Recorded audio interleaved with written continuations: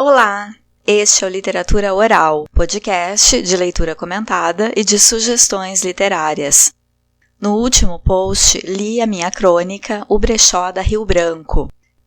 E tem uma notícia boa, essa minha crônica foi selecionada para compor um livro de contos e crônicas chamado Beatniks, que está em pré-venda pela editora Persona. Já o último episódio foi a leitura do poema Ijuca Pirama, de Gonçalves Dias.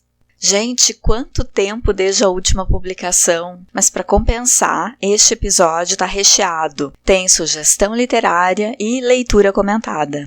Então, te inscreve no canal, deixa teu like e vamos lá!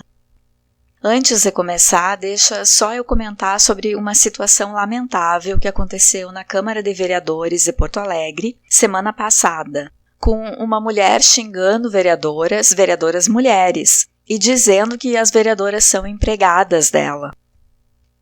Eu sempre digo aqui que os políticos escolhem essa carreira para servir ao povo e, de certa forma, são nossos funcionários, desempenham o papel de nos representar nos poderes legislativo e executivo. E sempre digo que é nosso dever, depois de votar, acompanhar o trabalho dos políticos e cobrar, se interessar, indagar mesmo sobre os posicionamentos deles, que não devem legislar em causa própria, mas pelo povo. Acontece que não é pelo fato de alguém estar trabalhando para a gente que podemos falar com essa pessoa, esse funcionário que seja, de forma desrespeitosa ou agressiva. Estar na condição de empregador, ainda que fosse um empregador direto, não daria a ninguém o direito ao tratamento agressivo e desrespeitoso. Essa senhora que fez o fiasco na Câmara estava protestando contra a obrigatoriedade do passaporte vacinal, que estava sendo votada no dia. E é daquele grupo de pessoas que se veste de verde e amarelo, sabe? Enfim, ela não tinha razão em nenhum dos argumentos e foi desrespeitosa e só gritou e esbravejou com mulheres vereadoras, que por sinal eram pretas. Quer dizer, parece que a indignação dela nem era por conta do trabalho das vereadoras, dizer que não estavam cumprindo bem a sua função. Não era nada disso. Era alguma outra coisa, algum preconceito que estava incomodando aquela senhora. E aí ela partiu para a gritaria e perdeu a compostura. Então eu deixo meu incentivo para que a gente continue acompanhando política, votações e sessões nas câmaras Brasil afora, mas com respeito e tolerância a quem tem uma opinião diferente da gente, sempre. Hoje eu trago tanto uma indicação de leitura como uma leitura comentada. A minha sugestão de leitura é o livro A Educação Vitoriana sob a Ótica de Charles Dickens, de Roberta Santúrio. A Roberta é doutoranda em estudos literários e pesquisou o enfoque da educação em romances de Charles Dickens, analisando qual poderia ser o ideal pedagógico do autor a partir do que ele escreveu. Mas quem foi esse escritor? Charles Dickens nasceu em 1812 e morreu em 1870, tendo sido considerado o mais popular romancista inglês da era vitoriana, ou seja, de quando a rainha Vitória era a monarca do Reino Unido.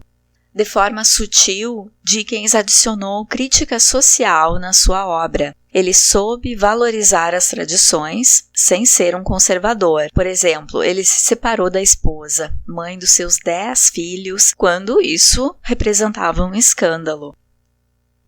Quando ele se consolida como escritor, ele já estava morando em Londres. A cidade estava cheia de gente expulsa pelo êxodo rural e atraídos pela Revolução Industrial, quando crianças, a partir de 12 anos, já eram admitidas para trabalhar. Londres tinha então mais de 1,5 milhão de habitantes e muitos miseráveis. Dickens olha para toda essa problemática em sua obra literária. A miséria, a fome, as pessoas que precisam driblar a lei para sobreviver, as crianças que trabalham, a exploração em fábricas, os órfãos. Mas ele nunca faz um discurso panfletário contra o sistema que gera essas mazelas. Então é lido e apreciado mesmo pela realeza. Muitas das personagens de Dickens são crianças órfãs, que precisam trabalhar e se virar para sobreviver. O próprio autor trabalhou em uma fábrica quando era criança, apesar de não ter sido órfão. Então ele conhecia bem essa realidade do trabalho infantil. Conforme a Roberta explica, muitas dessas personagens são educadas por representantes do Estado, e nessa interação o autor tece uma crítica à conduta burocrática e fria na tutoria promovida pelas instituições durante o período vitoriano. Roberta Santúrio escreve sobre a crença de Dickens no dever da educação em despertar os meios e o caráter necessários para que os sujeitos participem positivamente da vida pública e social. Ela analisa o tema da educação em dois dos principais trabalhos de Dickens, Oliver Twist, de 1838, em que o ensinamento é idealizado e está assentado sobre o dogmatismo cristão, e Hard Times, de 1854, ou Tempos Difíceis, em que um Dickens amadurecido delineia a crítica mais contundente ao que via no sistema educacional inglês e, consequentemente, na formação identitária de cidadãos empobrecidos e relegados à perspectiva utilitária do período vitoriano, no século XIX. Em uma linguagem fluente e super agradável, a Roberta guia nossa atenção para um subtexto importante e atual, contido nessas obras literárias que, por meio do talento do seu criador, captaram as forças do seu tempo histórico e deixaram fluir a tradição e os anseios de uma geração. A educação vitoriana, sob a ótica de Charles Dickens, agrega informação tanto sobre o autor e as duas obras analisadas, quanto sobre o período em que foram produzidas e sobre outras obras do autor. E é indicado igualmente a leitores acostumados a Charles Dickens, como aqueles recém-chegados à literatura dickensiana. Eu fiquei super honrada com o convite para escrever o prefácio da obra e desejo muito sucesso a esse primeiro livro da Roberta Santúrio, minha amiga e parceira de pesquisas literárias, e também de protestos fora Bolsonaro. E, para ilustrar a escrita do Charles Dickens, vou ler A História de Ninguém, que eu encontrei em uma compilação de contos intitulada Retratos Ingleses, da editora Ediouro.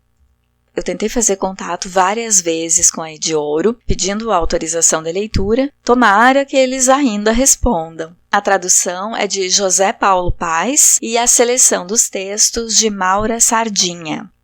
A História de Ninguém é a história de um homem pobre, trabalhador, que tem inquietações e curiosidade sobre as condições de vida, de educação, de trabalho e estratificação social. Mas como não recebeu instrução, ele tem dificuldade em articular esses assuntos.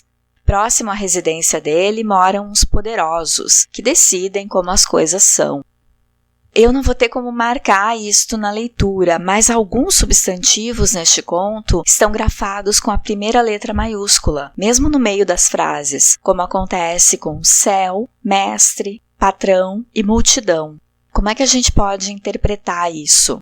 Eu entendo como uma escolha para destacar a autoridade que esses substantivos emanam na narrativa. Vamos à leitura?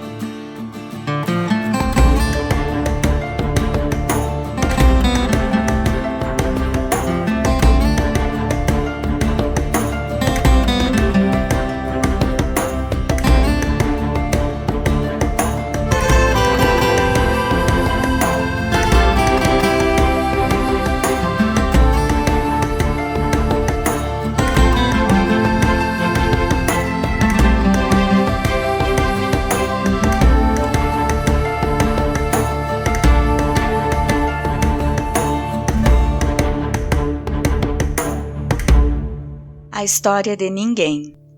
Ele vivia à margem de um grande rio, largo e profundo, que estava sempre rolando silenciosamente em direção a um vasto e ignorado oceano. Rolava o rio desde que o mundo era mundo. Mudara seu curso algumas vezes, enfiando-se por novos leitos e deixando os antigos secos e áridos, mas nunca baixara de nível e assim haveria de prosseguir até o fim dos tempos. A sua forte e insondável corrente nada lograva se opor-se. Nenhuma criatura viva, nenhuma flor, nenhuma folha, nenhuma partícula de matéria, animada ou inanimada, jamais remontara do ignorado oceano. Contra este, o rio assentava irresistivelmente o refluxo de suas águas. Refluxo que nunca cessava, do mesmo modo porque a Terra nunca deixava de cumprir sua órbita ao redor do Sol. Ele morava numa cidade afanosa e trabalhava duramente para poder viver. Jamais nutrira esperanças de vir um dia a ser bastante rico para passar um mês sem trabalho duro, mas estava contente com a sorte, Deus sabe por quê, e labutava com prazer.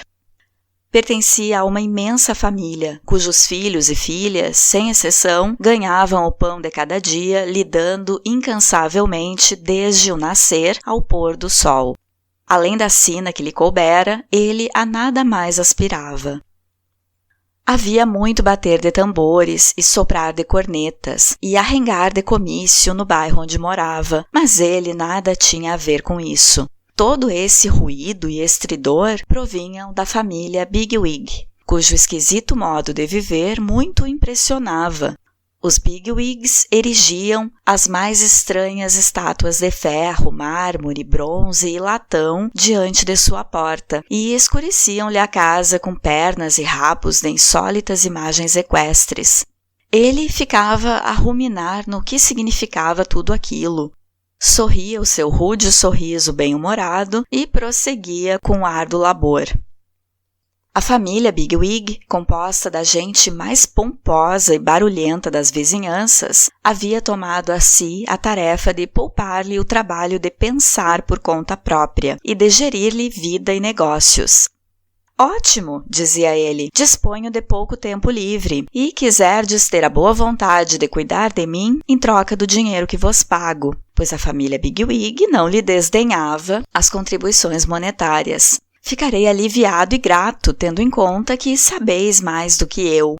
Daí o bater de tambores, o soprar de cornetas, o arengar de comício e as feias estátuas equestres, diante das quais ele estava obrigado a ajoelhar-se em atitude de adoração. Não entendo nada disso, dizia, esfregando confuso a fronte enrugada, mas deve significar alguma coisa, e eu gostaria de saber-lhe o significado. Significa? Retrucava a família Bigwig, algo suspeitosa das suas dúvidas. Honra e glória, no mais alto grau, ao mais elevado mérito. Oh, dizia ele, muito contente por ter sido esclarecido. Mas, ao olhar para as imagens de ferro, mármore, bronze e latão, não era capaz de descobrir entre elas a de qualquer compatriota seu verdadeiramente ilustre, nem mesmo a do filho de um comerciante de lã de Warwickshire, ou a de algum outro cidadão assim. Não se lhe deparava a imagem de nenhum daqueles homens cuja sabedoria os havia salvo, a ele e a seus filhos, de terríveis e desfiguradoras moléstias, cuja audácia redimira seus ascendentes da condição servil, cuja atilada imaginação desvendara novas e melhores perspectivas de vida para os desvalidos, cuja perícia povoara o mundo dos trabalhadores de incessantes maravilhas. Entretanto, ali estavam as imagens de pessoas de quem nada se sabia de bom, e mesmo de outras de quem muito se sabia de mal. Dizia ele, não entendo nada disso, e voltava para casa e sentava-se ao lado da lareira para refazer-se da confusão mental. Seu lar era pobre, estava enclausurado entre ruelas sombrias, mas era o seu tesouro. As mãos de sua mulher estavam calejadas pelo trabalho, e ela envelhecera antes do tempo, mas ele a estremecia. Seus filhos eram enfesados devido à alimentação escassa, mas pareciam-lhe belos. O que ele mais desejava, acima de tudo, era que seus filhos recebessem instrução. Se muitas vezes errei, dizia, foi por falta de conhecimentos, que eles aprendam mais do que eu e não cometam, pois, os erros que eu cometi. Se me foi difícil colher dos livros os deleitosos frutos do saber, que isso lhe seja fácil. Todavia, no seio da família Bigwig, rebentou violenta dissensão sobre o que devia ser ou não ser ensinado aos filhos do nosso homem. Um insistia em que tal coisa era fundamental e indispensável, acima de tudo o mais. Outros insistiam em que tal outra era o fundamental e indispensável, e, divididos em facções, os bigwigs puseram-se a escrever panfletos, a celebrar reuniões, a pronunciar diatribes, elocuções e toda a espécie de discursos, a polemizar entre si, nas cortes cíveis e eclesiásticas, a trocar insultos e bofetões, chegando às vias de fato, animados de incompreensível furor. Enquanto isso, nosso homem, durante os breves intervalos de descanso que gozava no lar, via erguer-se o demônio da ignorância e apoderar-se de seus filhos. Via sua filha convertida numa criada bronca e suja, via seu filho corrompendo-se pelos caminhos da degradante sensualidade, até a brutalidade e o crime. Via a nascente luz da inteligência que brilhava nos olhos de seus filhinhos, trocando-se em astúcia e desconfiança, a tal ponto que ele desejaria antes tivessem eles nascido idiotas. Isto também não entendo, de modo algum, dizia, mas acho que não pode estar certo. Não, pelo céu cheio de nuvens que me cobre, protesto contra semelhante injustiça. Acalmando-se logo depois, suas iras duravam pouco, dada a cordura do seu temperamento. Olhava ao redor de si nos domingos e feriados e dava-se conta de quanta monotonia e tédio neles reinava, dando aso a que a embriaguez se disseminasse, com todo o seu cortejo de desgraças entre as classes populares. Apelava então para a família Bigwig, dizendo-lhe: somos gente laboriosa e tenho uma vaga suspeita de que gente igual a nós, como quer que tenha sido criada, e no meu próprio entender foi criada por uma inteligência muito superior à vossa, necessita de refrigério mental e de recreação. Vede o que acontece conosco quando, nos dias de descanso, de ambos carecemos. Eia, distraí-me de maneira inofensiva, mostrai-me algo, proporcionai-me um desafogo.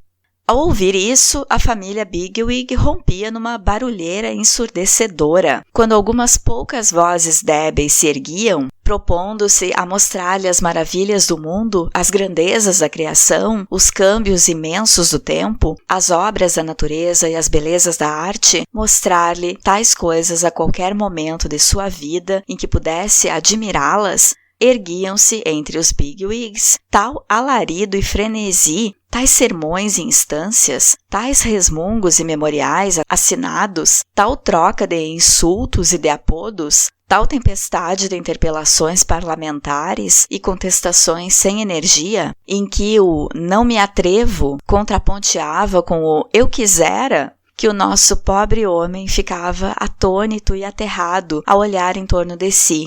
Terei eu provocado tudo isso? Dizia, levantando as mãos aos olhos aflitos, e ao fazer uma petição inocente, oriunda da minha experiência cotidiana e do conhecimento comum de qualquer homem que se decida a abrir os olhos? Não entendo e nem sou entendido. Que irá resultar de semelhante estado de coisas? Nosso homem estava inteiramente dedicado ao seu trabalho, fazendo a si mesmo tais perguntas, quando começaram a circular notícias de que uma pestilência havia se espalhado entre os trabalhadores, dizimando-os aos milhares. Indo investigar o que acontecia, constatou ele que as notícias eram verídicas. Mortos e agonizantes atulhavam as casinholas infectadas entre cujas paredes sua vida decorria. Novo veneno poluía a atmosfera, sempre lôbrega, sempre nauseante. Os robustos e os débeis, os velhos e as crianças, o pai e a mãe, todos eram vitimados indiscriminadamente pela moléstia. De que meios de fuga dispunha ele? Permaneceu ali, onde sempre vivera, assistindo à morte dos que lhe eram tão caros. Um bondoso pregador acercou-se dele, pronto a aliviar-lhe o coração aflito com algumas preces, mas ele replicou: de que adianta, missionário, virdes a mim, um homem condenado a residir neste lugar fétido, onde todos os sentidos que me foram outorgados para o prazer se convertem em tormento, onde cada minuto dos meus já contados dias nada é, senão mais um punhado de lama acrescentado ao acervo que me oprime. Mas dai-me um primeiro relance do céu, concedendo-me um pouco da sua luz e do seu ar. Dai-me água pura, ajudai-me a ser limpo, arejai essa atmosfera sufocante e essa vida pesada que oprimem nosso espírito, fazendo de nós as criaturas indiferentes e brutais que tantas vezes vistes. Com carinho e bondade, retirai os cadáveres dos que morreram para fora dos quartinhos abafados, em que de tanta e tão terrível familiaridade a morte acaba perdendo para nós qualquer traço da sua santidade. E, mestre, então eu prestarei ouvidos. Ninguém sabe disso melhor do que vós, com a maior boa vontade, aquele que sempre esteve em espírito com os pobres e que tanta compaixão sentiu por todas as aflições humanas. Nosso homem estava outra vez entregue ao seu trabalho, solitário e triste, quando seu patrão apareceu, vestido de luto, e postou-se ao seu lado. Sofrera muito também. Perdera a esposa, jovem, bela e bondosa, assim como o único filho. Patrão, sei que é duro de suportar, mas consolai-vos. Se pudesse, eu vos consolaria. O patrão agradeceu-lhe sinceramente os bons propósitos, mas observou-lhe: ó vós, trabalhadores, a calamidade começou entre vós. Se tivesseis vivido com maior higiene e decência, eu não estaria viúvo, solitário e enlutado, como agora estou. Patrão, retorquiu o outro, sacudindo a cabeça, começo a perceber que a maior parte das calamidades virão sempre de nós, como esta, e que jamais cessarão de acossar-nos, enquanto não nos unirmos com essa grande família discutideira de aí em frente, para levarmos a cabo o que é justo. Não poderemos viver com maior higiene e decência, a menos que aqueles que tomaram a si a tarefa de dirigir-nos nos forneçam recursos para isso. Não poderemos aprender enquanto eles não nos ensinarem. Não poderemos recrear-nos de modo racional enquanto eles não nos recrearem. Não poderemos deixar de inventar alguns deuses falsos enquanto eles erigirem tantos outros em todas as praças públicas. As daninhas consequências da instrução imperfeita, as daninhas consequências da negligência perniciosa, as daninhas consequências do rigor antinatural e da proibição de divertimentos humanizadores, tudo isso virá de nós e não ficará confinado a nós. Disseminar-se-á enormemente. Sempre acontece assim, sempre tem acontecido assim, como no caso da pestilência. Compreendi tudo finalmente, creio eu. Mas o patrão disse de novo: ó vós, trabalhadores, quão poucas vezes se ouve falar de vós, exceto com relação a alguma dificuldade. Patrão, replicou ele, eu sou ninguém, e é pouco provável que se fale de mim. Talvez seja desejável que assim aconteça, exceto quando existe alguma dificuldade. Mas esta nunca nasce de mim, nem termina em mim. Tão certo quanto a morte é o fato de que a dificuldade chega até mim e de mim passa adiante. Havia tanto senso no que ele dizia que a família Bigwig, tendo tido conhecimento das suas palavras e estando terrivelmente alarmada com a recente calamidade, resolveu unir-se a ele para levar a cabo o que fosse justo, de qualquer modo o que dissesse respeito à prevenção, humanamente falando, de outra pestilência. Mas tão logo o medo começou a dissipar-se, coisa que em breve aconteceu, os Bigwigs entregaram-se novamente às suas intérminas discussões e nada fizeram de prático. Em consequência, a praga apareceu outra vez e propagou-se vingativamente de baixo para cima, levando consigo bom número de discursadores. Mas ninguém entre eles jamais admitiu, se é que algum chegou a perceber-se disso, que tivesse tido algo a ver com o ocorrido. De modo que ninguém viveu e morreu a velha maneira, nisto se resumindo toda a sua história. Ele não tem nome? Perguntareis. Talvez ele fosse a multidão. Pouco importa qual tenha sido o seu nome, chamemo-lo multidão. Se alguma vez estivestes nos vilarejos belgas vizinhos do campo de Waterloo, tereis certamente, na alguma igrejinha tranquila, um monumento erguido por fiéis companheiros de armas à memória do coronel A, do major B, dos capitães C, D e E, dos tenentes F e G, dos alferes, H e J, de 7 oficiais não graduados e de 130 soldados rasos que morreram no cumprimento do dever durante a memorável batalha. A história de ninguém é a história de todos os soldados rasos do mundo. Tem seu quinhão na batalha, tem seu quinhão na vitória. Tombam e seus nomes se perdem na massa anônima. O caminho dos mais orgulhosos entre nós leva à senda poeirenta por onde eles caminham. Pensemos neles neste Natal. Pensemos neles neste ano, diante do fogo de Natal, e não os esqueçamos quando o fogo estiver extinto.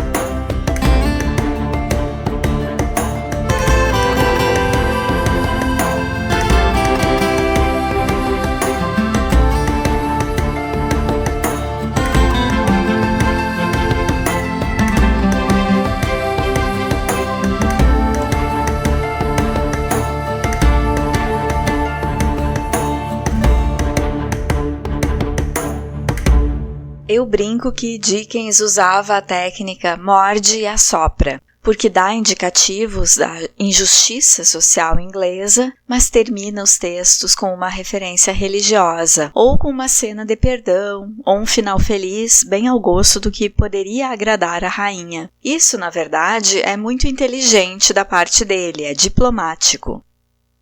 E assim, a primeira audiência dele talvez não tenha apreendido totalmente a crítica social, o que lhe conferiu paz para poder continuar publicando o que ele queria. Mas as gerações futuras decodificam melhor os indicativos de censura, a exploração infantil, a hipocrisia dos lordes e ao autoritarismo da justiça. Da mesma forma, nos seus romances, as personagens não lutam por justiça social e só ascendem na escala social por algum golpe de sorte. No conto A História de Ninguém, e esse ninguém é com letra maiúscula, como se fosse o nome próprio do protagonista, existe a valorização da educação no crescimento humano e na organização da sociedade, por parte do escritor Charles Dickens, como a pesquisadora Roberta Santúrio observou nos romances. A temática da instrução formal está presente nesse conto, e a valorização da educação é colocada na voz do protagonista, um homem pobre, sendo que ele próprio não recebeu instrução, mas entende a importância e espera que os filhos possam se beneficiar da educação. A crítica social está no fato de aquela sociedade ser gerida por poderosos que preferem que os trabalhadores pobres não recebam instrução nenhuma e cobram para prestar o serviço de pensar por eles. Quer dizer, os poderosos supostamente teriam o trabalho de pensar o que é melhor para os trabalhadores, mas não têm nenhum interesse em educar essa massa pobre. Então usam o tempo em discutir entre si e não propõem nenhum benefício. Esses poderosos se chamam bigwigs, que se a gente fosse traduzir ao pé da letra, seriam os perucões, os peruca grandes, ou os figurões, os manda-chuvas. Bom, quem usava perucas grandes antigamente eram os representantes do sistema judiciário no exercício de suas funções. Um dos setores que pensa a forma como a sociedade será organizada. Então, a gente pode depreender uma crítica ao sistema judiciário, no sentido de que falam muito, alardeiam muito, extorquem dinheiro dos pobres com impostos, por exemplo, e não fazem um trabalho efetivo. No início do conto, o narrador fala que o rio corre com o mesmo nível e que assim haveria de ser até o fim dos tempos. Aí a gente tem uma ideia de que as coisas não mudam naquela região, de que tudo sempre aconteceu de um determinado jeito e continuaria tudo igual. Uma marca da ironia do autor aparece quando ele diz que ninguém estava contente com a sorte, Deus sabe por quê. Outra ironia é quando ele pergunta à família Bigwig o que significa ajoelhar-se perante as estátuas, e eles respondem que significa honra no mais alto grau, ou seja, não esclarecem nada, mas ninguém fica agradecido mesmo assim. Parte da crítica do conto está no fato de o trabalhador, sem instrução, ter muito mais lucidez sobre o que é importante para a sociedade do que os poderosos que se ocupam disso, que teoricamente só o que fazem da vida é gerir a sociedade. Ninguém, o protagonista, tem entendimento inclusive sobre a importância de que os pobres deveriam ter opções de lazer, para não dedicar o tempo livre a atividades degradantes. Mas não é do interesse dos poderosos organizar lazer àqueles que eles só querem explorar. Quando as doenças se disseminam, os pobres são acusados de dar condições à peste pela falta de higiene em que vivem, mas ninguém tem o entendimento de que eles não vivem sem higiene por querer, e sim porque quem organiza a vida na cidade não se importou em criar condições de saneamento e não concedeu salários para que os pobres pudessem investir na própria higiene. E quando a peste se dissemina, ela ataca mesmo dentro das casas dos ricos. Quando um sacerdote chega perto de ninguém para uma prece, o homem pobre pergunta de que adianta a prece e sugere que o sacerdote haja, faça algo concreto para ajudar os pobres a viver num ambiente limpo.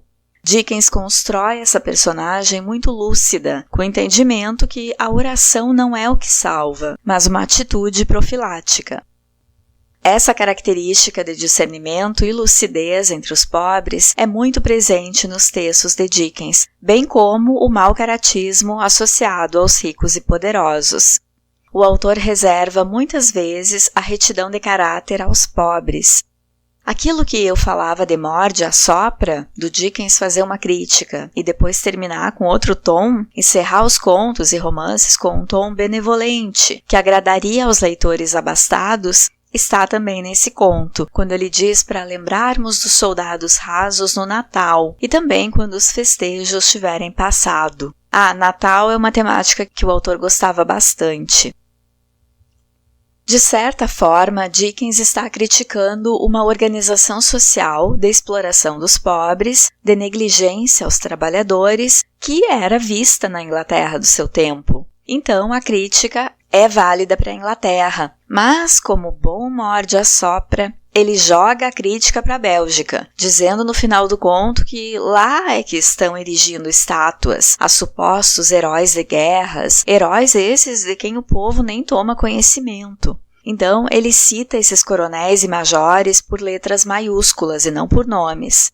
Há uma impessoalização desses senhores da guerra por parte do narrador, para mostrar o quanto seus esforços em batalhas são inúteis para o povo, que nem fica sabendo dos seus nomes, muito menos dos seus feitos, e continua padecendo em condições precárias de moradia e de fome, geração após geração, olhando para as estátuas sem entender.